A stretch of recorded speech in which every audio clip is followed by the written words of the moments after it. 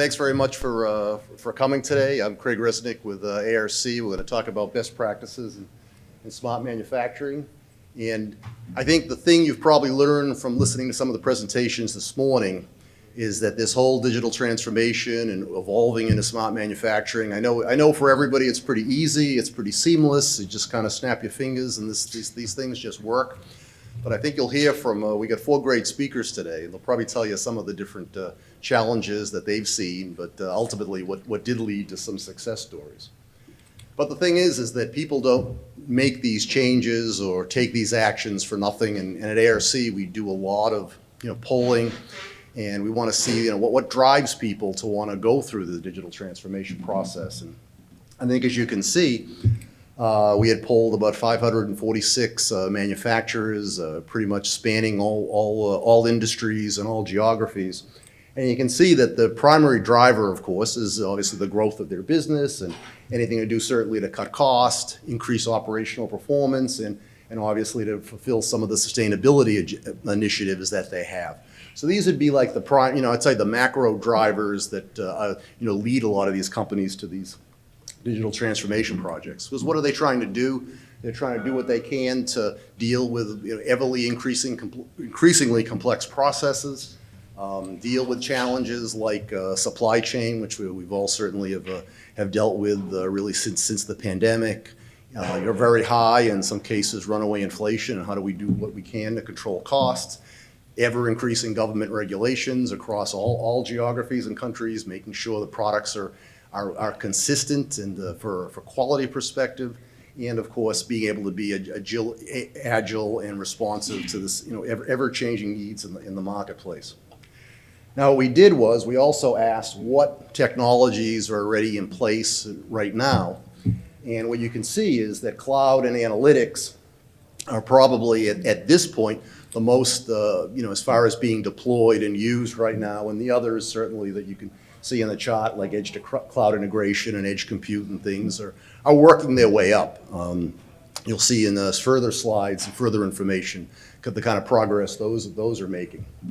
But ultimately, part of the whole digital transformation process is what are we doing to leverage some of the technologies, whether it be the increasing use of digital twins, augmented reality, virtual reality, artificial intelligence, machine learning, and how are we really trying to roll that into the business, and knowing the fact that we don't do rip and replace in factories, so how are we able to leverage the existing infrastructure and assets and apply a lot of these new technologies today.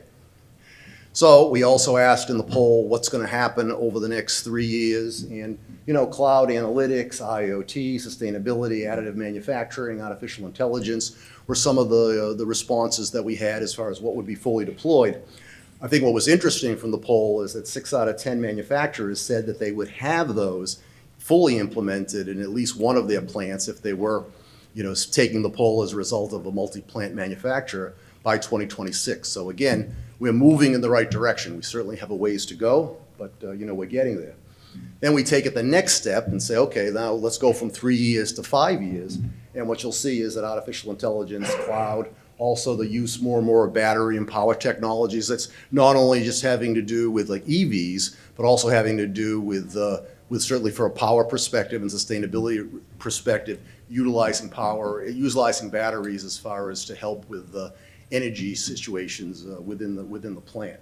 So we're certainly going to see progress with that. And there's a lot of positive byproducts of digital transformation in the respect that it's attracting that new workforce. It's being able to use some of the technologies that the new workers are comfortable with. Some of the companies we deal with always joke that most of the primary experience that most of the new employees have is gaming. So the fact that they can use things like VR is something that they're comfortable with. They know a lot more about Fortnite than they may necessarily do about refining oil, but it's a way of getting these people into the business. It also helps to eliminate a lot of the complexity, just because of the fact that you're able to present, whether it be with AR or VR, a lot of the information to kind of help them do their jobs and workflow. And obviously a lot of these tools really help a lot with collaboration. So as far as overall, what are the results that you're actually seeing from digital transformation and smart manufacturing? projects. And quality is definitely going up, maybe as well as productivity. Costs are coming down, safety is coming up.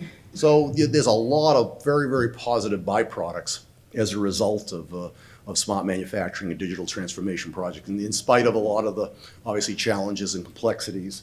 And that's really one of the things we're going to hear about today from our speakers. Is the good news is they're all success stories, but they're going to tell you, the truth of, how they got there, some of the challenges they've had, what are the results, and kind of give you that, Monday morning quarterback of how they, of how things, turned out, and maybe some things that we can take away from some lessons. So.